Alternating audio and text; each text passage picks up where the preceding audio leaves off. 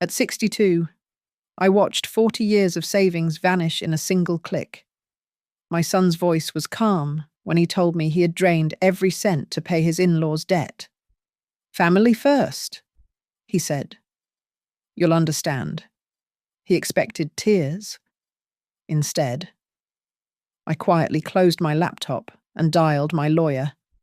If my son could steal my future to save his wife's family, I would make sure he had no future left to share. My name is Margaret Ellison. At 62 years old, I had structured my life in Denver with the same precision I applied to the architectural blueprints at Hearthline Futures Foundation. I was a widow who lived within her means, a woman who believed that if you worked hard for 40 years and saved every extra penny, you would be safe when your body eventually began to fail. I was wrong. The safety I had built did not crumble from an earthquake or a market crash. It was dismantled from the inside on a quiet Friday night while I was washing my face before bed. My phone buzzed against the marble vanity. Then it buzzed again and again. A relentless staccato that made my stomach turn over. I wiped my hands on a towel and picked it up. The notifications were a stream of red flags from my bank. Withdrawal alert, transfer confirmation, overdraft warning. I felt the blood drain from my face. I rushed to my laptop, my fingers trembling so violently I mistyped my password twice. When the dashboard finally loaded, I stopped breathing. The account I had named The Long Rest, the fund containing 4 decades of skipped vacations and brown bag lunches, was gone. The balance sat at $43. The transaction history told a sickening story. Internal transfer to Ryan Ellison. Internal transfer to Ryan Ellison. My son. I dialed his number, my hand gripping the phone so tight my knuckles turned white. He answered on the second ring, his voice disturbingly calm, laced with a trace of annoyance, as if I were interrupting a business meeting rather than calling about a felony. "Ryan," I choked out, the room spinning. "My account? It's empty." Were you hacked, Mom?" "Breathe," Ryan said, his tone flat. "Nobody was hacked. I moved the funds. I just needed to consolidate some liquidity quickly." "You moved?" "Everything I whispered. That is my retirement. That is my heart medication money." "Ryan, why it's not gone?" "Mom, it's just borrowed," he said, and I could hear the clinking of glass in the background. Lena's family was in a bind, a serious debt. These guys weren't joking around. I had to pay them off tonight. Family first. "Mum, you'll understand. I felt like I had been struck in the chest. You used the power of attorney. The one I signed when I had my surgery last year. Ryan, that was for emergencies only. That was for if I was in a coma. This was an emergency," he snapped. In the background, I heard sobbing. That was Lena, my daughter-in-law. Then, a deeper, gruff voice cut through the noise. Her father, "Mr. Vega," I heard him say clearly. "Family makes sacrifices. Margaret, a mother should want to help her children." The audacity took my breath away. "Help," I cried into the receiver. "Ryan, that money is 40 years of my life. It is my security against dying alone in a state facility. You cannot just take it." "Stop being so dramatic," Ryan said, his voice dropping to a cold whisper. "It's just numbers on a screen. I'll pay it back when I can." But right now, Lena's parents were going to lose everything. I didn't have a choice. "You had a choice to call me," I screamed, losing my composure. "You had a choice to ask if I asked. You would have said no." He replied instantly. "You would have panicked. You would have been Selfish. I didn't have time to explain or argue with you. I had to act. Selfish. The word hung in the air, heavy and toxic. Look, I have to go. We're dealing with the aftermath here, Ryan said dismissively. Don't do anything crazy. You can't turn your back on family. Mum, we'll talk next week. The line went dead. I sat there in the silence of my paid-off house, the phone slipping from my hand onto the desk. The shock began to recede, replaced by something colder, sharper. It was a clarity I had not felt since the day I buried my husband. My son had not just stolen my money, he had stolen my trust. He had looked at my future and decided it was less valuable than his father-in-law's gambling debts. He called me selfish for wanting to survive. I did not cry. Tears were for people who still had hope that things were a mistake. This was not a mistake. This was a choice. I sat up straight and opened the bottom drawer of my desk. I pulled out a thick manila folder labeled estate planning. Inside was the business card of my attorney. I stared at the card, the only lifeline I had left. Family first, he had said. You are right, Ryan, I said to the empty room, my voice steady and low. If you have chosen your family, then I will choose my future, and my future does not include you. I opened the folder. It was time to rewrite everything. The silence in my office was heavy, pressing against my temples. But my mind was miles away and decades in the past. To understand the magnitude of what had just been stolen from me, one had to understand where every single dollar had come from. I was not born into comfort. I was born in a dying mining town in New Mexico, a place where the red dust coated your teeth and the roofs leaked whenever the sky turned grey. I remember standing on our porch when I was 10 years old, watching my father scrub coal soot from his knuckles until they bled. And I made a silent vow to the horizon. I swore that my children would never know the taste of grit or the fear of an empty cupboard. I carried that vow with me to Denver in the 1980s. Those early years were a blur of exhaustion and desperate ambition. I worked as a junior design assistant for a wage that barely covered rent, spending my days drafting floor plans and my nights studying for my certification under the dim light of a second-hand lamp. When my husband fell ill with a chronic autoimmune condition, the burden doubled. I became a nurse, a mother, and a provider all at once. I learned to sleep in 20-minute intervals. I learned to make a pot of coffee last for 2 days. When he passed away, leaving me with a toddler and a mountain of medical bills, I did not collapse. I simply worked harder. I took on site supervision jobs that no one else wanted, standing in freezing mud at 6 a.m, arguing with contractors who looked down on a woman in a hard hat. I slept on the office sofa more nights than I slept in my own bed, waking up with the imprint of blueprints on my cheek and the smell of cheap espresso in my hair. It was from this relentless grind that Hearthline Futures Foundation was born. I partnered with 2 friends who shared my vision, and together we began designing dignity into affordable housing. We turned run-down blocks into safe havens for working families. Every time I received a paycheck, no matter how small, I skimmed a percentage off the top and put it into a separate account. It was not money for vacations. It was money for survival. Ryan was the heartbeat behind every decision.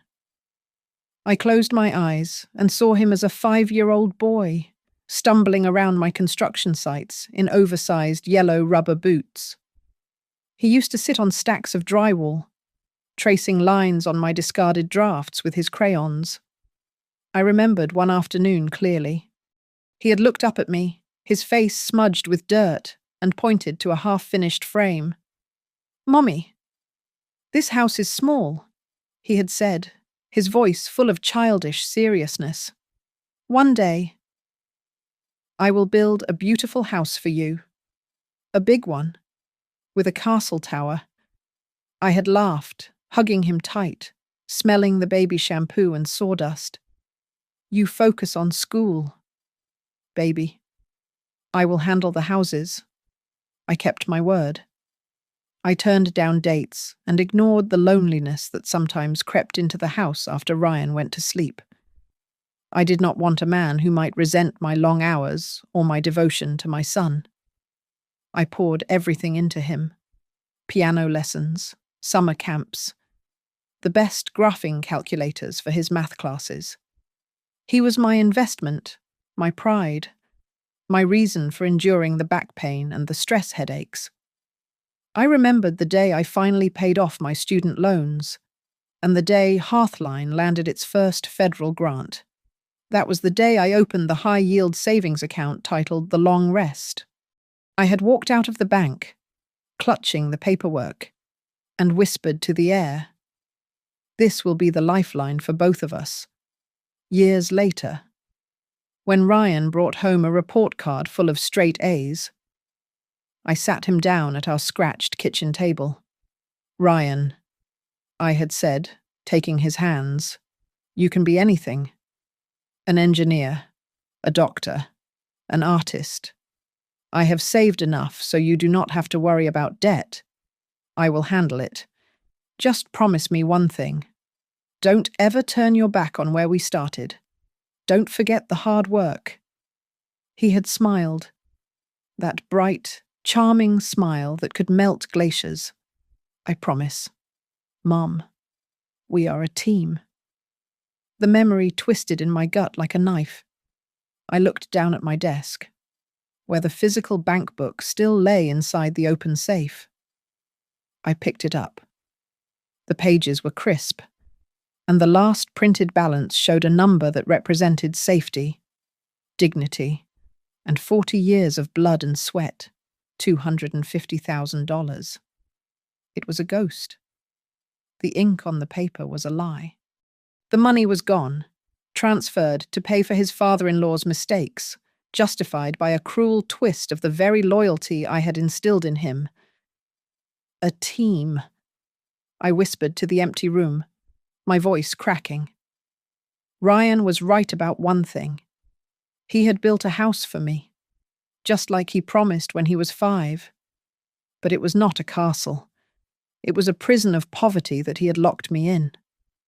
Just as I was preparing to rest, he had taken the red dust of my childhood and forced it back down my throat. Looking back, the signs were scattered across the last 3 years like sharp stones on a path I refused to look down at. It started when Ryan introduced me to Lena Vega. She was a charming girl with warm eyes and a soft, deferential manner that I initially mistook for shyness.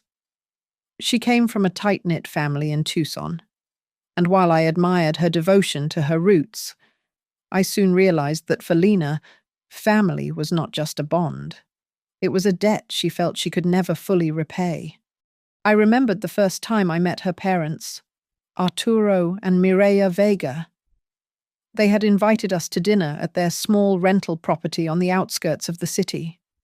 The house was cramped and smelled faintly of damp plaster, yet the walls were adorned with enormous, ornate, gold frames holding photos of their children and grandchildren. The luxury of the frames clashed violently with the peeling wallpaper and the worn laminate flooring. It was a facade of prosperity nailed over a foundation of struggle. Throughout the meal, Arturo dominated the conversation.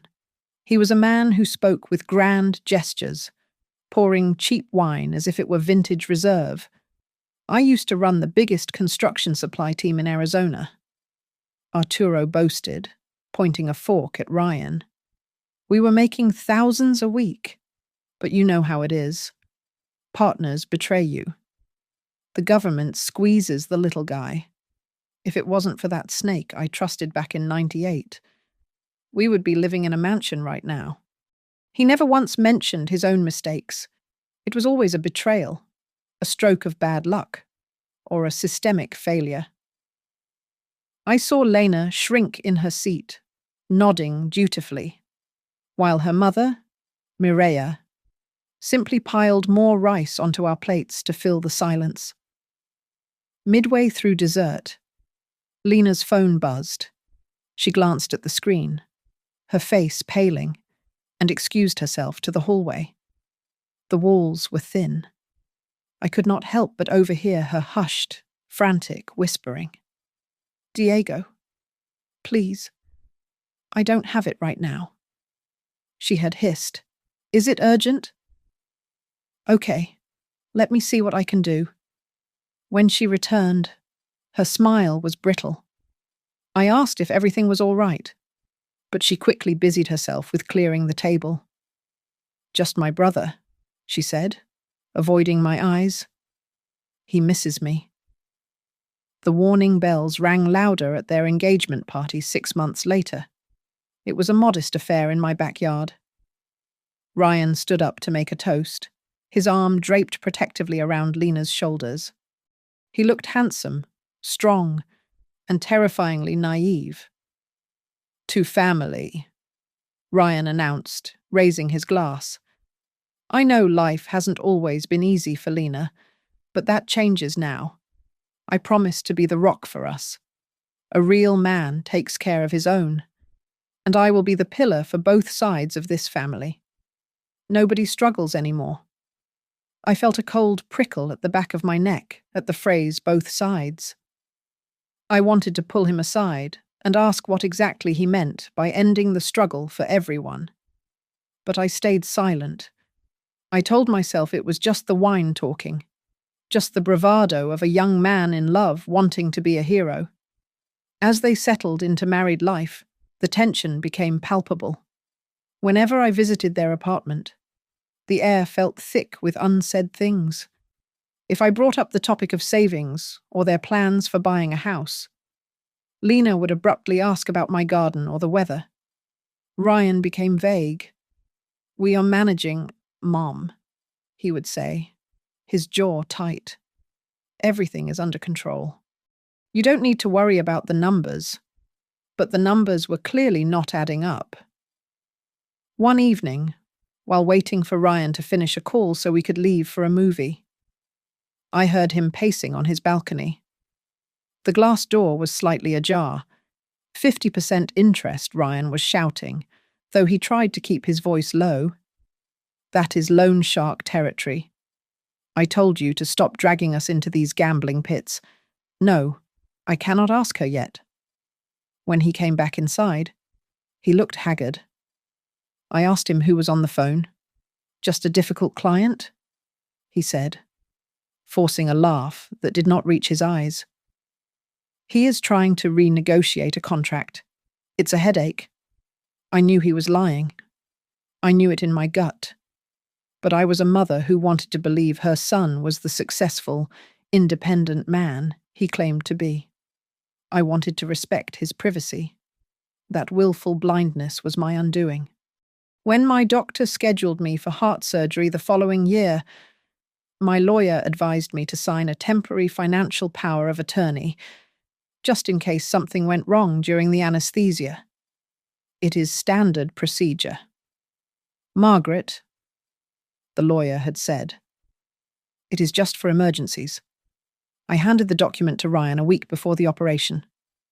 "This gives you access to everything," I told him, my hand trembling slightly as I passed over the folder.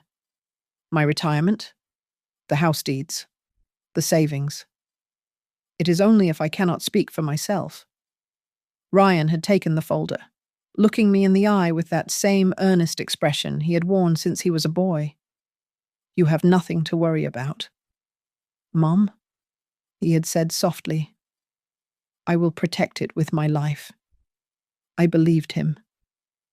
I did not know then that he was already drowning, and that by handing him that folder, I was not giving him a shield to protect me. I was handing a desperate man a life raft made of my own blood and bone. The weeks following my heart surgery passed in a haze of medication and slow, deliberate movements. I spent my days in the recliner, listening to the hum of the oxygen concentrator, believing that the worst was behind me. I assumed that the power of attorney document I had signed was gathering dust in a drawer, obsolete and forgotten, or perhaps already shredded, as Ryan had promised to do once I was discharged. I did not know that he kept it tucked in his briefcase like a loaded weapon, waiting for the right moment to pull the trigger. The chaos of the Vega family did not pause for my recovery. It accelerated. Every time Ryan visited, he brought fresh tales of their financial ruin. Diego had been sued for gambling debts in Nevada. The foreclosure notice had been pasted to the front door of the house in Tucson. Arturo's car had been repossessed in the middle of the night. Ryan began to change. The son who once spoke of building castles for me now spoke only of the crushing weight of obligation. They are victims of the system. Mom, he would say, pacing my living room while I sipped herbal tea. They never had your advantages. You don't understand the pressure of being the only lifeline. The night before, everything collapsed. Ryan came over for dinner. He was unusually quiet. While I cleared the plates, I saw him standing by the antique desk where I kept the fireproof safe. He held the spare key in his hand, tossing it up and catching it, over and over. He stared at the metal teeth of the key with an intensity that made me uneasy. When he saw me watching, he smiled a tight, forced expression and placed the key back in the drawer. He did not need the physical key anymore. He had already memorized the account numbers and the routing codes I kept inside. The explosion happened the next morning. I was reading a book when Ryan's phone rang. He put it on speaker. It was Lena, and she was screaming, "They are here. Ryan. They said if Diego doesn't pay in 24 hours, they will make him disappear." She sobbed, her voice jagged with terror. "They know where we live." Ryan's face went pale. He looked at me, his eyes wild. "I cannot stand by and watch this happen. Mom, I cannot let them kill her brother. We need to call the police," I said, reaching for my phone, "or call my lawyer. We can't there is no time for lawyers." Ryan roared, startling me so much I dropped the receiver. "This is life or death. You are sitting on a pile of cash, worrying about your retirement while people are dying. You are old, Mom. You don't need that much money anyway. Why are you so greedy?" The words hit me harder than the chest pain I had felt weeks ago. Greedy. For wanting to survive. Before I could process the insult, Ryan pulled out his laptop. He did not ask. He did not beg. He simply logged in. "Ryan, stop!" I gasped, clutching the arm of my chair, my heart rate monitor beeping frantically. "That is not your money. It's for the family," he muttered, his fingers flying across the keyboard. I tried to call the bank's fraud line on my cell, but my hands were shaking too badly to dial the number correctly. By the time I got through to an automated voice, Ryan looked up. "It is done," he said, his voice flat and devoid of emotion. I transferred it. "Diego is safe. You will be fine. Mum. You always survive." He walked out of my house, leaving me with a zero balance and a chest full of agony. That evening, I drove to Ryan and Lena's apartment. I held a printed copy of the bank complaint in my hand. A piece of paper that felt flimsy against the magnitude of the betrayal. I could hear music thumping from inside. Laughter. Clinking glasses. I pushed the door open. The apartment was full of people. Arturo was holding a bottle of champagne, his face flushed with triumph. Diego was there, alive and smiling, looking nothing like a man who had been at death's door that morning. Ryan stood in the center of the room, raising a toast. "To us," Ryan announced, his voice booming with a pride that sickened me. "This is what a real family looks like. We sacrifice. We bleed for each other. Here, no one gets left behind." The room erupted in cheers. Then, they saw me. The cheering died instantly. Arturo lowered his glass. Lena looked down at her shoes. The silence stretched, tense and suffocating. Ryan turned slowly to face me. He did not look ashamed. He looked annoyed. He walked over to the doorway where I stood, blocking my entry into the celebration he had funded with my life's work. "Mum," he said, his voice dropping to a menacing whisper. "Don't make a scene. Everyone is happy. We are safe. Family first. Remember that night." The silence in my kitchen was louder than the screaming match at Ryan's apartment. I sat at the small round table, staring at a cup of chamomile tea that had gone stone cold hours ago. My phone lay next to it, the banking application open, casting a sickly blue light across the formica. I refreshed the page. 0. I refreshed it again. 0. Each time I looked at that empty space where 40 years of security used to be, I felt a physical squeeze in my chest, as if a giant hand were crushing my ribs. I remembered Dr. Evans's voice from my post-surgery checkup. "Margaret, your heart is repairing itself. Stress is not just an inconvenience for you anymore. It is a poison. It will kill you faster than any virus." I took a deep, shuddering breath. If I continued to cry, if I let the rage spike my blood pressure, Ryan would not just take my money, he would take my life. I decided then and there that I would not give him the satisfaction of burying me. I stood up, my legs feeling heavy, and walked to the filing cabinet. I pulled out the original power of attorney document, the paper shield I had thought would protect me. Under the harsh kitchen light, I read every single line for the first time. My eyes stopped at the bottom of page 3. There was a clause for a time limit, an expiration date that was supposed to trigger once I was discharged from the hospital. It was blank. Ryan had forgotten to initial the limitation, and in my trust, I had not checked. I waited until 8 o'clock in the morning to call Nadia Harper. Nadia was a shark in a cardigan. A woman who had spent 20 years fighting for the elderly against predatory telemarketers and greedy relatives. "Margaret." Her voice was sharp, instantly alert. "You sound different. What happened?" "Ryan took it," I said, my voice sounding hollow to my own ears. "He took everything. The savings, the emergency fund," he said. He said family comes first. There was a long silence on the other end, followed by the sound of papers shifting. "I need you to listen to me very carefully," Nadia said, her tone shifting into professional gear. "Because he had the power of attorney, technically. He did not break into a vault. He used a key you gave him.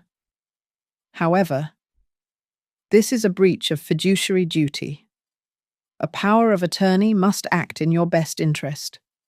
Paying off his father-in-law's gambling debts is exploitation. We can file criminal charges for elder abuse." I closed my eyes. The image of Ryan in an orange jumpsuit flashed behind my eyelids. He was my son. The boy who used to bring me dandelions. The man who had just betrayed me. "No," I whispered. "Margaret, he stole nearly $300,000.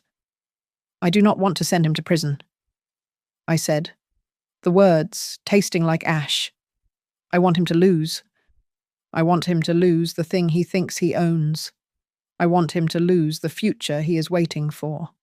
I understand, Nadia said softly. Let's look at the board then, the house.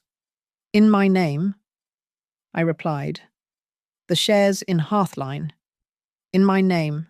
The will, it leaves everything to him. Not for long, Nadia said grimly. We are going to freeze him out. Margaret, we will revoke the power of attorney immediately. But you have to be strong. You cannot let him know what we are doing. Let him think you are just a sad, helpless old woman. He already thinks that. I said, Good. We use that.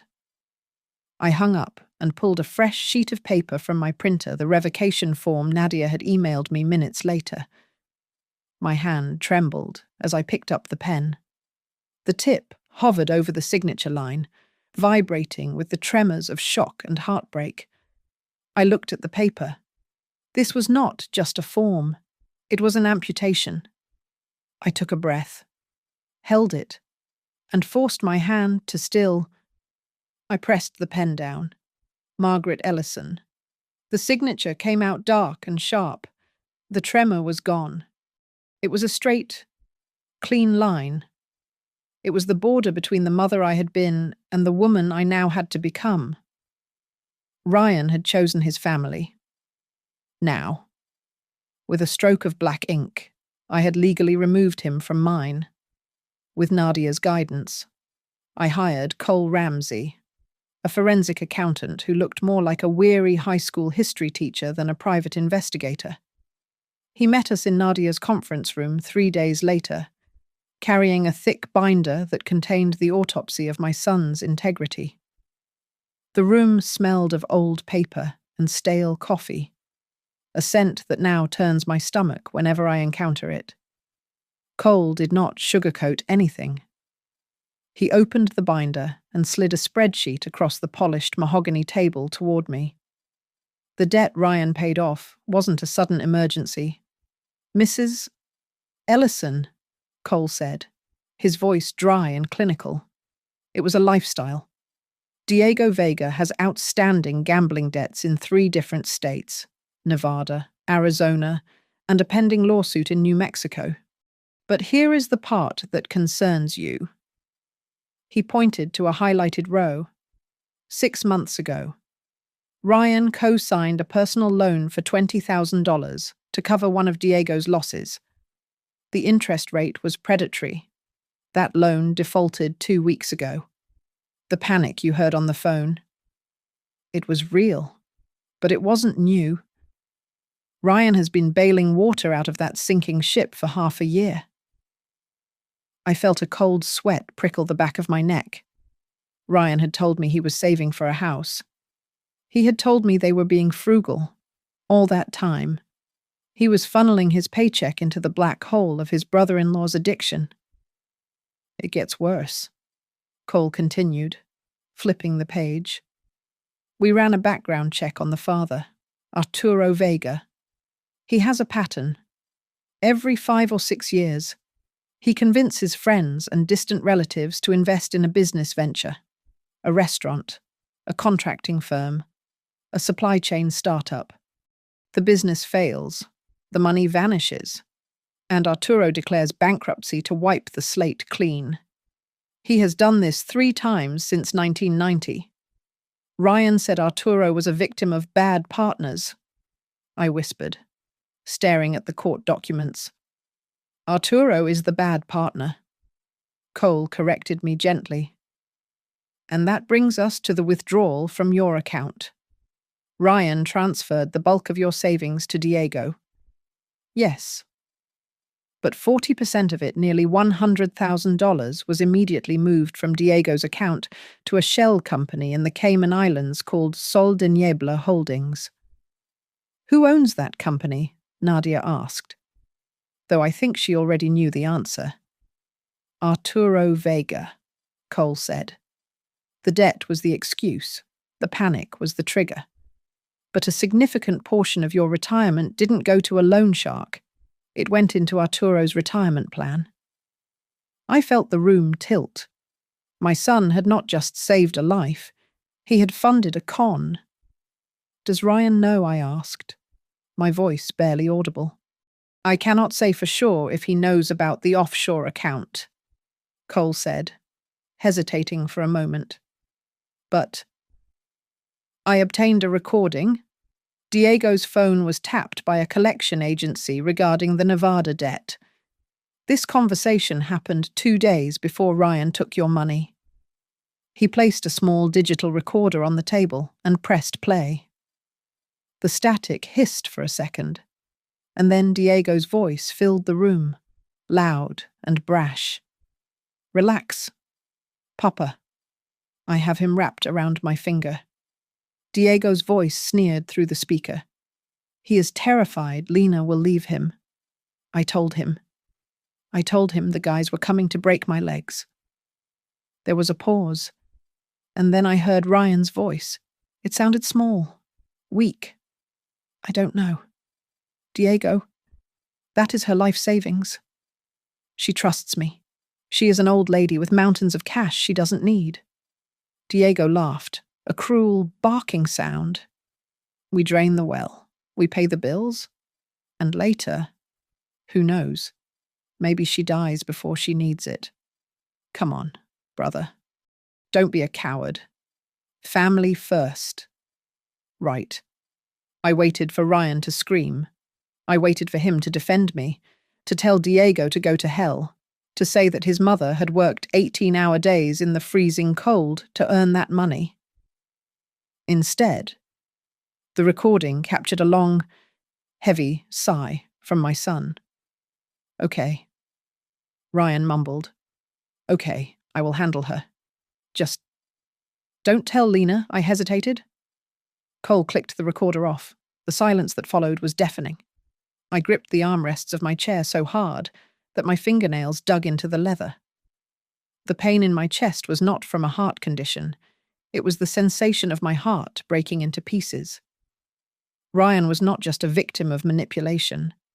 He was an accomplice. He had listened to them mock me, mock the mountains of cash that represented my sweat and blood, and he had agreed. He had traded my dignity for their approval. Margaret Nadia reached out and touched my hand. "This is hard to hear, but this evidence, it changes everything. If he sues you later for the estate, this recording proves undue influence and conspiracy to defraud. It protects what you have left." I looked up at her. My eyes felt dry, scorched by a heat that had burned away the tears. "He didn't just steal from me," I said, my voice steady and cold as steel. "He sold me out. He chose to be their son instead of mine." I stood up, smoothing the wrinkles in my skirt. "Do whatever you need to do with the paperwork." "Nadia," I said, "protect the house. Protect the foundation. If he wants to be a Vega, let him be a Vega. But he will not take another dime from Margaret Ellison." On the drive home, the city lights blurred past my window. I stopped at a red light and looked at myself in the rearview mirror. The woman staring back was older, her face lined with grief, but her eyes were clear. There was no confusion left. "If he has chosen his family," I said to the reflection, "then I will choose mine. And right now, my family is just me." I shifted the car into gear and drove forward, leaving the ghost of my son behind in the darkness. The following week was a blur of signatures and notarized stamps. With Nadia sitting beside me, I began the systematic dismantling of my son's inheritance. It was a surgical procedure, executed without anesthesia. I sold off a significant portion of my stock portfolio, liquidating assets that Ryan likely assumed were waiting for him. I transferred the deed of my house, the home where he had taken his first steps, into an irrevocable trust. The beneficiaries were not my direct descendants. They were 3 local organizations dedicated to elderly care and 2 distant cousins in Ohio who sent me handwritten cards every Christmas, but asked for nothing. Then came the will.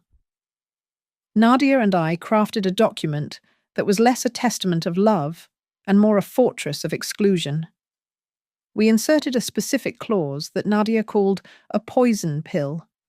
It states that if Ryan, or anyone acting on his behalf, attempts to contest the validity of this will, Nadia explained, her pen hovering over the draft, the token sum of $5,000 he is currently set to receive will be automatically forfeited to a charity. He either takes the crumbs, or he gets nothing.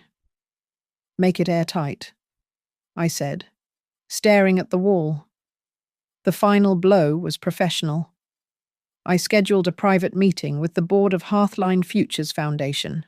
I informed them of my intention to retire in 6 months. When the chairman asked about my succession plan, expecting me to name Ryan, I handed him the resume of Sarah Jenkins, a senior architect who had worked beside me for 20 years. Ryan has chosen a different path, I told them, my voice steady. Sarah is the future of Hearthline, to maintain the illusion of submission. I accepted an invitation to dinner at Ryan and Lena's apartment that Friday. I wore a grey cardigan that was slightly too large, didn't wear makeup, and let my shoulders slump. I needed them to see a defeated old woman, not a looming threat. The atmosphere in the apartment was nauseatingly festive. Arturo Vega was already flushed with wine, holding court at the head of the table. This is just the beginning. Arturo boomed, gesturing with a greasy fork. Now that the vultures are off our backs, I have a new venture. Green energy consulting. The market is exploding. This capital, it is just a seed. You know, a seed for a great tree. I sat quietly, picking at my salad. I touched the face of the smartwatch Nadia had lent me, ensuring the recording app was running. Mr. Vega, I said, keeping my voice tremulous and soft. That seed was my life savings. Is there a plan for when I might see some of it back? The bank is calling me about fees. Arturo laughed, a loud, dismissive bark. Oh, Margaret, you worry too much. You act like we spent it on candy. Business takes time to incubate. When we strike gold, you will be swimming in it. But you have to stop asking. It kills the vibe. You know, right? Ryan added, pouring more wine for his father-in-law. Mum, don't start. We are celebrating a fresh start. I glanced at my wrist. The recording was crystal clear. They did not see it as a loan. They saw it as a donation they were entitled to. After dinner, while the men were watching a game in the living room, Lena found me on the small balcony. She looked exhausted, her face pale under the porch light. She closed the glass door behind her and hugged her arms. Margaret, she whispered, her voice shaking. I wanted to say something. What is it? Lena? I asked, looking out at the city lights. I didn't know. She stammered, tears welling in her eyes. I swear. I didn't know it was your retirement, Ryan told me. He told me he had an investment fund matured. When I saw the bank statement later, I screamed at him. I told him we had to give it back. I turned to look at her. She was trembling. And what did he say? He said. Lena choked back a sob. He said, "Don't make things complicated." He said if I told you or anyone else, I would be destroying the family. He said, "Shut up, or I walk out that door and leave you with the debt." I looked at this young woman, trapped between a manipulator and a thief. I saw the ghost of myself 40 years ago. trying to keep a man happy at the expense of my own moral compass.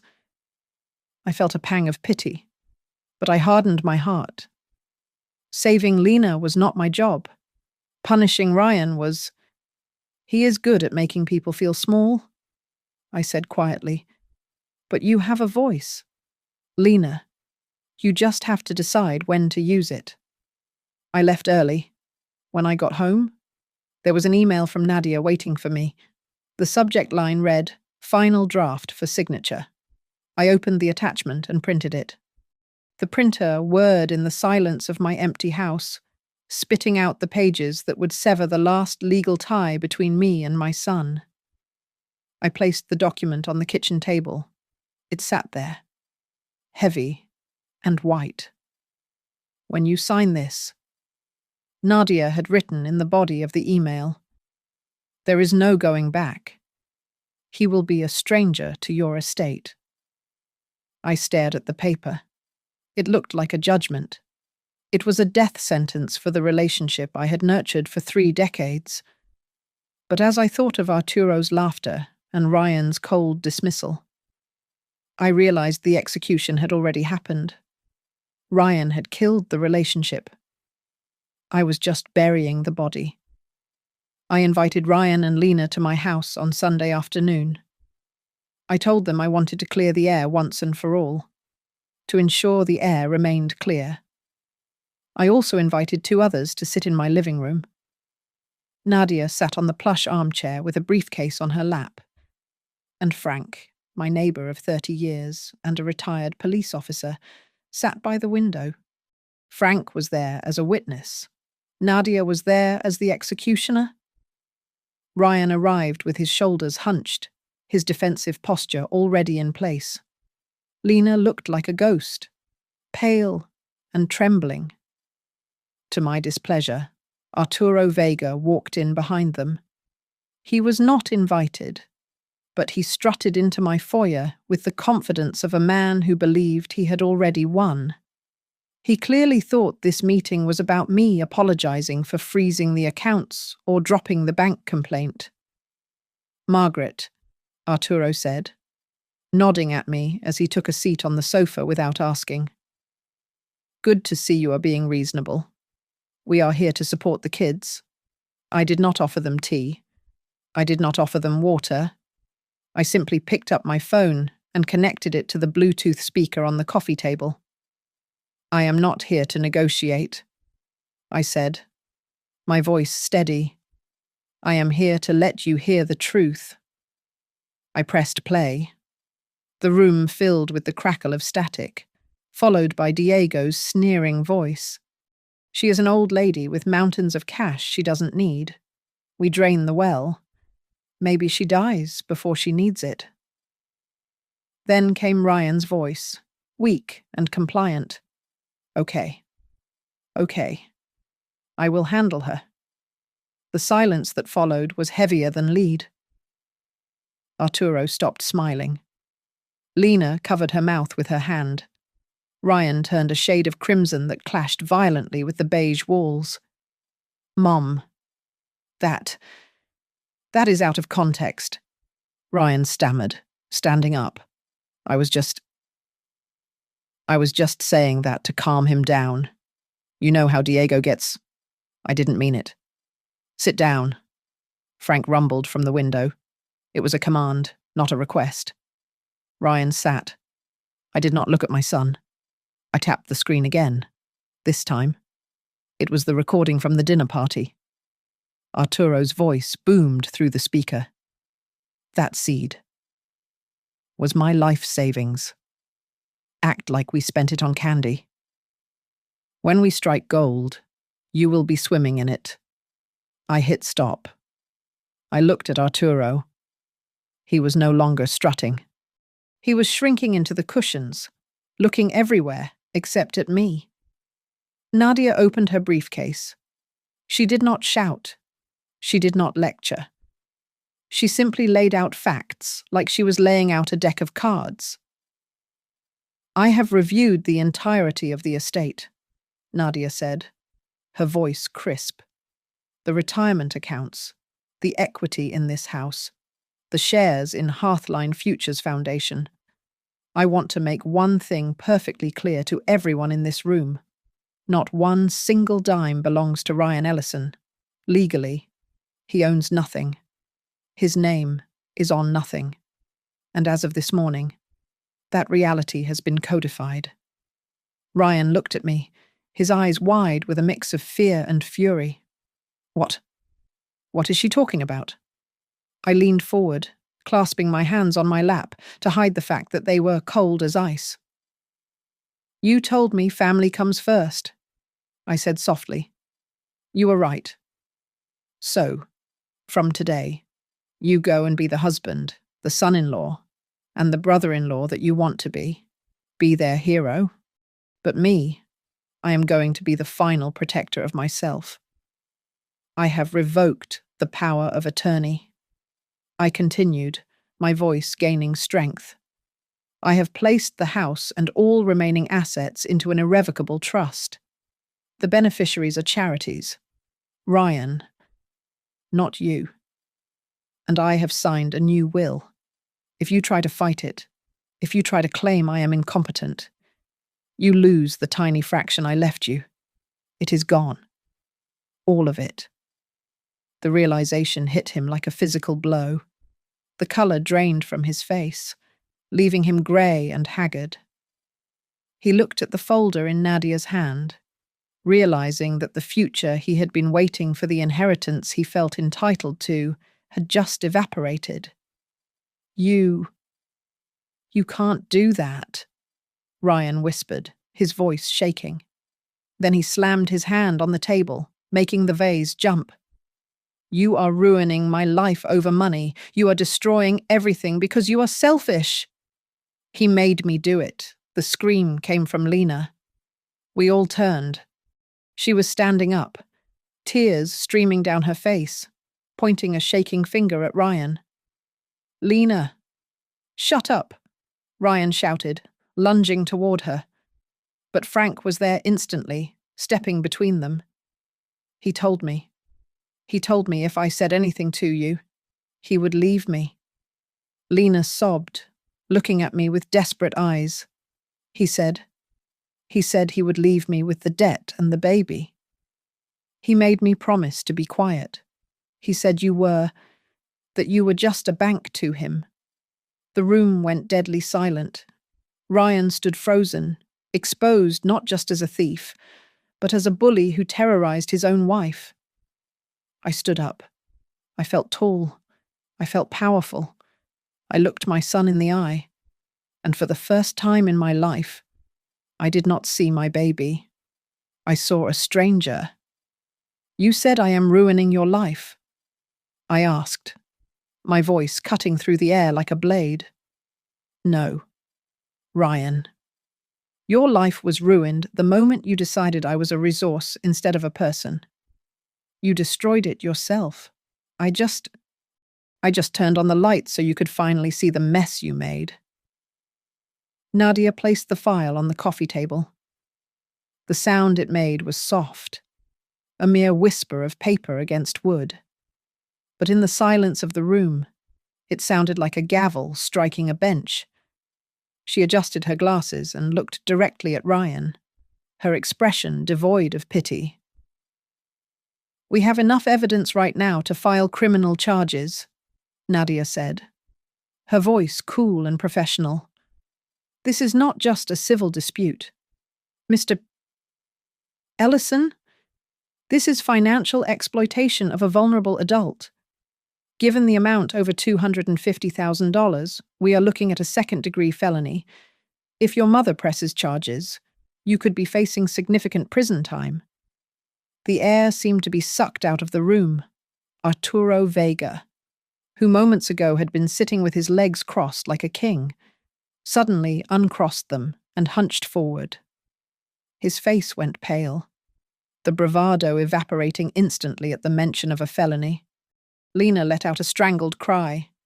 She slid off the sofa and fell to her knees beside my chair, grabbing the hem of my skirt. Margaret, please. Lena sobbed. her tears soaking into the fabric. Please don't send him to prison. He is an idiot. But he is the father of my child. I should have stopped him. I knew something was wrong and I didn't say anything. Punish me too. But don't put him in a cage. I looked down at her. I saw the desperation, the fear of a woman watching her life collapse. Then I looked at Ryan. For the first time, he was completely silent. The anger was gone. The entitlement was gone. He sat there with his mouth slightly open, staring at the floor. He looked like a child who had finally realized that the rules of the game had changed, that being the only son did not grant him immunity from the law.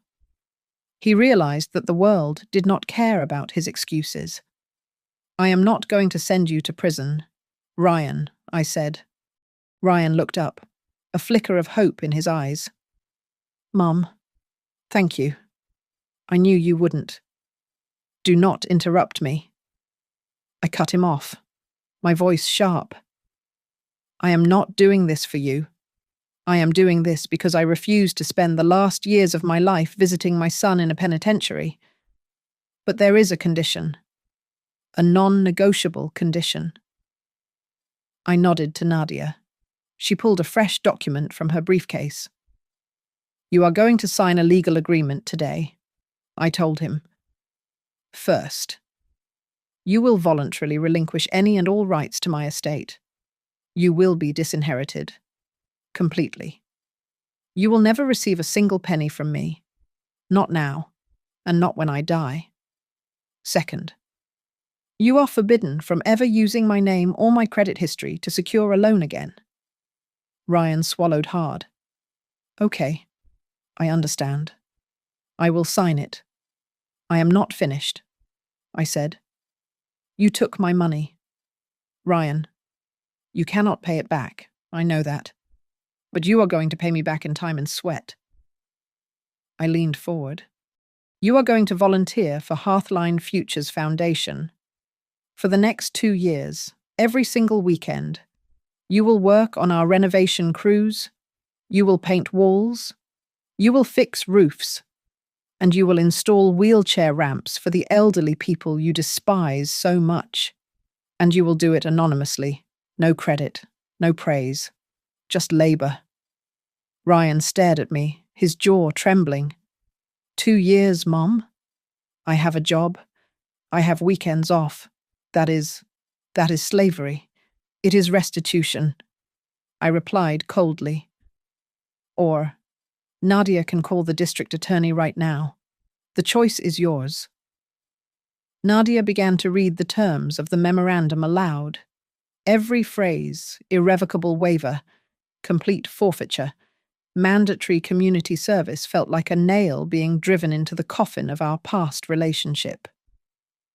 Ryan looked around the room, panic rising in his eyes. He turned to Arturo, his father-in-law, the man he had bankrupted his mother to save. Arturo, Ryan whispered, his voice cracking. Say something. Help me out here. Tell her this is crazy.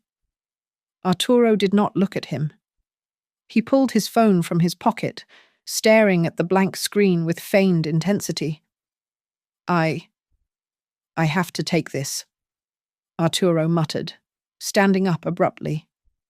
Important business call. You guys handle this. It is a family matter. He walked out the front door without looking back. The slam of the door echoed in the hallway.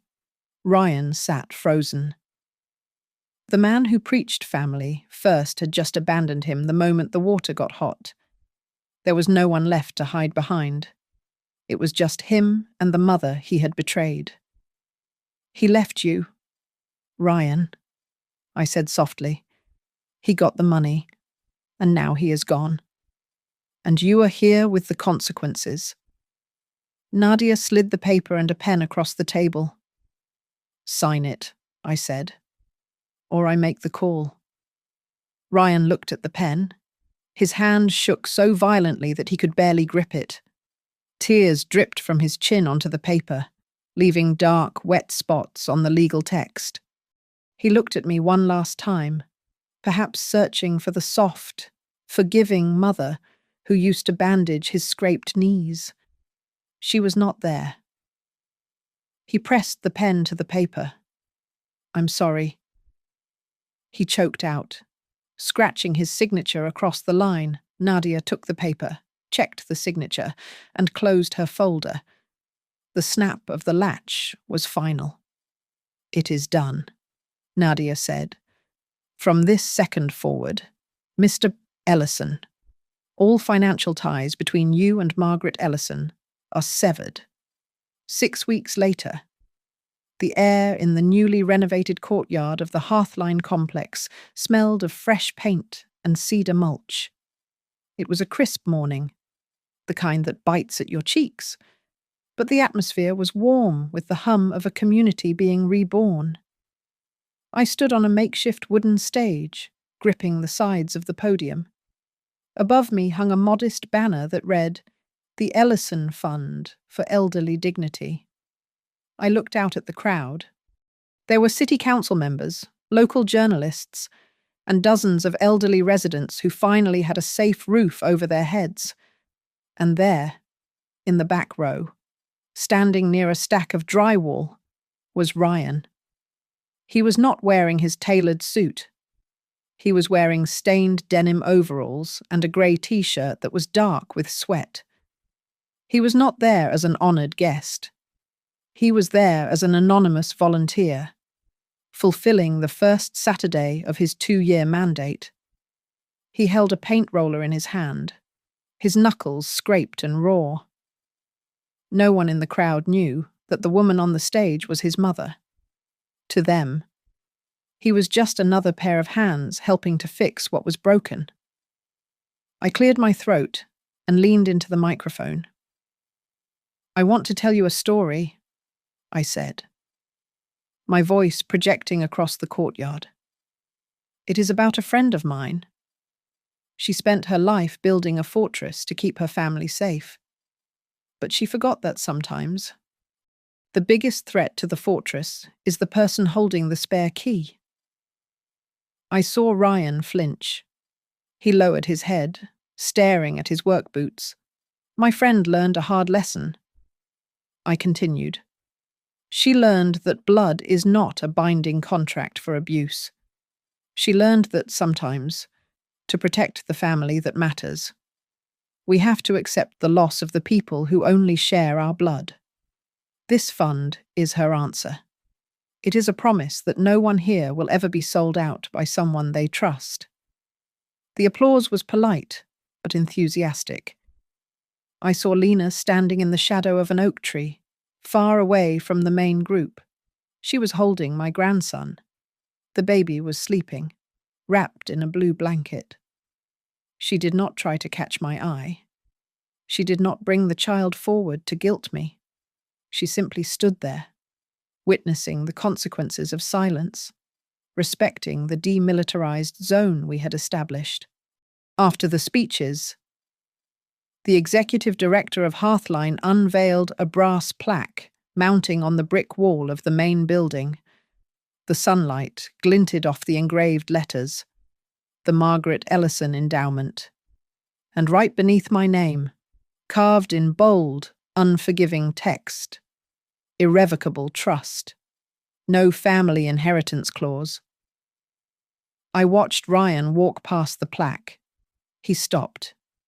He read the words that legally ensured every single dollar I possessed would go to protecting strangers, forever locking him out of the legacy he had once taken for granted. He reached out as if to touch the metal, then pulled his hand back. He realized that even if I forgave him tomorrow, the ink was dry. The law was set. He could not charm his way past a trust fund designed to outlive us both. As the crowd began to disperse toward the buffet tables, Ryan waited until the area was clear. He walked over to me. The distance between us was only 5 feet of clean concrete, yet it felt like an ocean. He looked tired.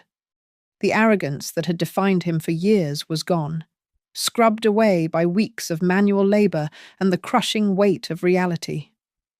"Mom," he said, his voice cracking, "I am so sorry." I looked at him. I did not feel the urge to hug him. I did not feel the urge to slap him. I felt a quiet, resolved peace. "Do not apologize to me, Ryan," I said softly. "Apologies are just words. You are good with words." I pointed to the row of apartments behind us, where old windows had been replaced with new, energy-efficient glass. "Let these people be the evidence of your apology." I told him, "Every wall you paint, every floor you sand, that is your payment. Each brick you lay is a refund for the trust you destroyed. You wanted to use my money. Now you will use your hands to do what the money was meant for." He nodded, tears welling in his eyes, but he did not argue. He finally understood his place. I turned away from him. A small, elderly woman named Clara was waiting for me by the door of Unit 4. She was trembling, holding a thank you card she had made. "Mrs. Ellison," Clara chirped. "Would you like to see the kitchen? I would love to." "Clara," I said, a genuine smile touching my face. I walked toward the apartment. I stepped across the threshold, into the warmth of the home I had saved. I did not look back at my son. I closed the door firmly behind me. Through the glass panel, I saw Ryan standing alone in the cold corridor, holding his paint roller, ready to get back to work.